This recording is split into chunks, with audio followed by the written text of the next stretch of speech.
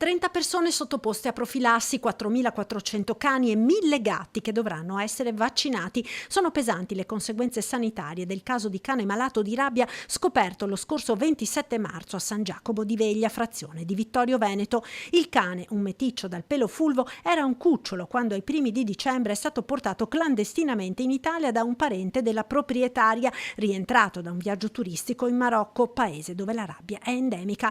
La malattia ha un'incubazione molto lunga e solo pochi giorni fa la bestiola ha manifestato i sintomi. Alla clinica veterinaria dove la padrona ha portato il cane hanno subito intuito la gravità della situazione.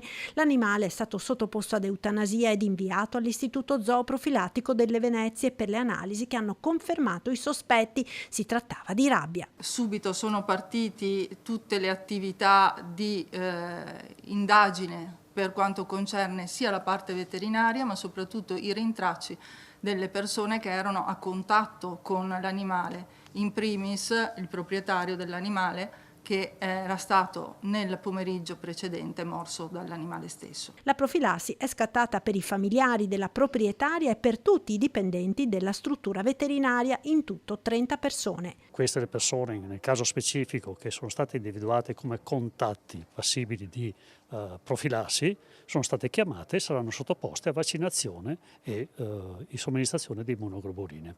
6 cani entrati in contatto con l'animale malato giocando con lui nel parco retrostante il Brolo di San Giacomo sono stati posti in isolamento nel canile sanitario di Ponzano. Vi resteranno per 6 mesi visto il lungo periodo di incubazione della malattia. Vaccinazione obbligatoria anche per tutti i cani e gatti di proprietà e di colonia nel comune di Vittorio Veneto con ordinanza del sindaco. Un'ordinanza che serve a prevenire altri casi di diffusione appunto del virus della rabbia e attraverso appunto l'ordinanza di vaccinazione obbligatoria per tutti coloro che hanno un animale in casa, sia un cane che un gatto. A questo punto dobbiamo solo essere sicuri che non ci siano degli altri cani che magari hanno giocato con questo animale nei 10 giorni precedenti la diagnosi.